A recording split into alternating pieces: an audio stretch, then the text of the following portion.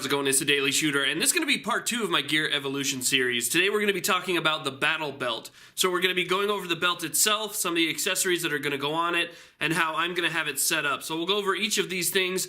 We'll also go over the gun belt that goes within the battle belt, and I think we're going to start out there. Probably one of the most important parts about an actual battle belt is the gun belt that goes underneath, because the battle belt itself, if you didn't know, isn't actually a belt. It's really just an outer lining for a belt that goes in this. This allows your belt to be turned into a MOLLE attachable belt. So you're going to have to find yourself a nice gun belt. Now this is one of the more important things because it holds all of the weight of everything that you're going to put on here. If this fails, then everything fails. If this fails, you don't have your medical kit, your pouches, nothing, because nothing's being held on to your battle belt. So make sure that when you're choosing one, you're choosing a good gun belt. This is the gun belt that I've chosen. This is One Shot Industries. They make a really nice product. This is a fantastic belt. It's going to be absolutely perfect for this because it uses the Cobra Buckle. I'm a big fan of the Cobra Buckle. It's very easy on, very easy off. It holds a lot of tension. So you can basically tow a car with this. It's not going to come off. You can really pull a lot.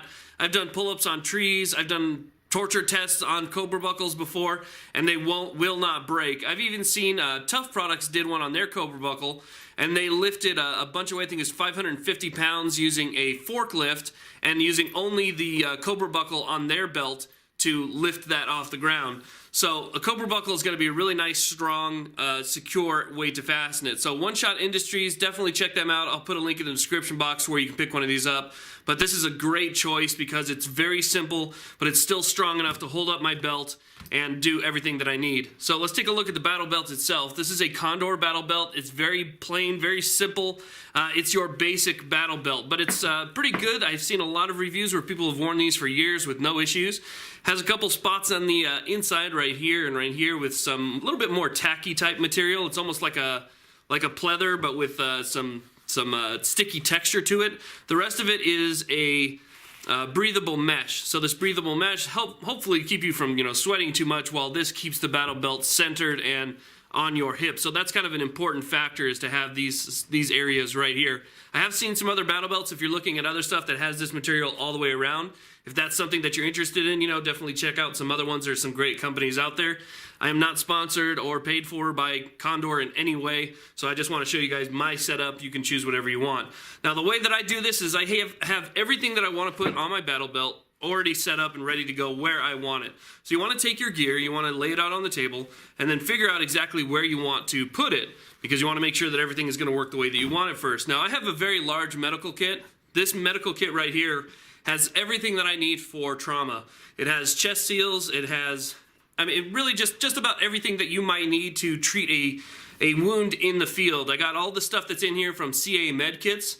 CA Medkits has some really amazing gear that will help you establish a good IFAK right off the bat. But this will treat multiple injuries to multiple patients. I don't mind that that's huge, but that's my med kit. This is a Condor Tearaway, or a Condor Ripaway, I believe it is, medical pouch. So take a look at that. Links again in the description box. Then I have my Voodoo Tactical accessories pouch. This accessory pouch I like a lot. People may say that it's not really all that necessary, but the Voodoo Tactical pouch that I'm using right now allows me to keep all of my accessories in here. So I have some survival stuff in there, small flashlight, a knife, compass, bandanas, things to cover my face, extra hearing protection, things like that. All, fire starters. All of my survival type equipment and accessories are all located in this pouch right here. So if something happens where I'm going to be stuck overnight, I'm glad that I have a pouch like this. Now, I also have this this Condor roll-up pouch. This is a fantastic little pouch. Let me tell you, it's about 4 by 5 inches when it's rolled up like this. And what you do is you just undo the Velcro, you open it up, it rolls out like that into a much larger pouch. Okay, so you have this pouch or a dump bag, whatever you want to call it.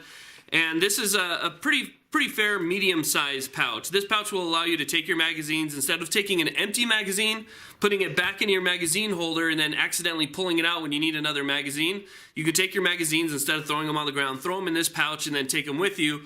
Or if there's anything you need to pick up along the way, you can take that, throw it in this pouch, and this pouch will just hang like this off of your gear off the back.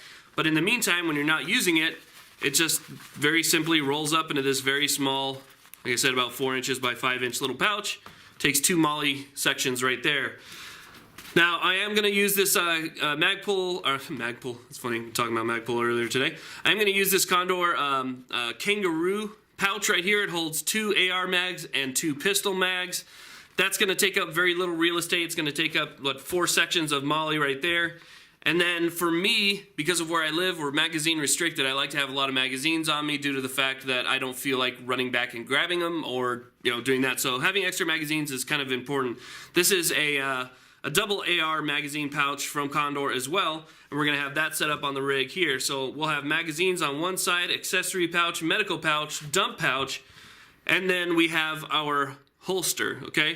This is our holster right here, or this is for our holster. This is a Blackhawk holster attachment for your Molly. So my Serpa holster will be attached to this. Now, for the most part, this is low profile. This is low, this is low. All this stuff is going to be, fairly low profile. There's no double stack magazines or anything like that other than the pistols, and those won't take up much space. This is probably my largest item. You want to make sure that your largest items are going to be on your back so that they're not, making your belt kind of sway to one side. You want it on the back so that if it does put any pressure, it's just putting pressure on the Cobra Buckle on your belt. And that's not going to be too big of an issue. For me, I go shooting a lot of times, me and just a couple guys, and we go out to the Mojave Desert. So we are far away from help. If help were to come to us, it would have to come to us by helicopter. And so having good medical gear, even if it takes up extra space, I can't stress that enough. If your medical gear is your largest section, like mine is right there, don't worry about it. Just have it, because that, there's a difference between having a good time going out shooting or being tactical and training versus saving your life. The one thing that can save your life should probably be your biggest item. So that's what I'm going to do right now. We're going to go ahead and set this up. Going to put in the belt from One Shot Industries.